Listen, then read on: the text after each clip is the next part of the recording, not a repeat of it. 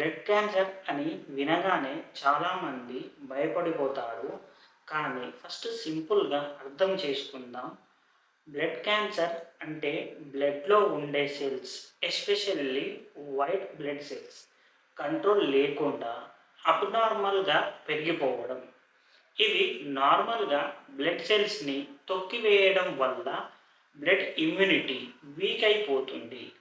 చాలామందికి కామన్‌గా వచ్చే సింప్టమ్స్ ఇవి. ఫ్రీక్వెంట్‌గా ఫీవర్ రావడం, ఎక్కువగా టైర్డ్‌నెస్ అనిపించడం, రీజన్ లేకుండా వెయిట్ లాస్ అవ్వడం, రిపీటెడ్ ఇన్ఫెక్షన్స్ అవ్వడం, నైట్ టైమ్‌లో స్వెట్ కూడా రావడం, ఈజీగా బ్లీడ్ అవ్వడం జరుగుతుంది. కానీ కొన్నిసార్లు నెక్, అండర్ ఆర్మ్స్‌లో పెయిన్‌లెస్ స్వెల్లింగ్ కూడా కనిపించవచ్చు. బ్లడ్ క్యాన్సర్ ఒక టైప్ కాదు. ల్యుకోమియా, లింఫోమా, మయలోమా అని డిఫరెంట్ టైప్ ఉంటుంది.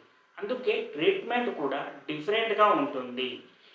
ఎర్లీ స్టేజ్‌లో డయాగ్నోస్ చేస్తే ట్రీట్మెంట్ ఆప్షన్ బెటర్‌గా ఉంటాయి. సింప్టమ్స్‌ని ఇగ్నోర్ చేయకుండా టైంలో కన్సల్ట్ చేయడం చాలా ఇంపార్టెంట్.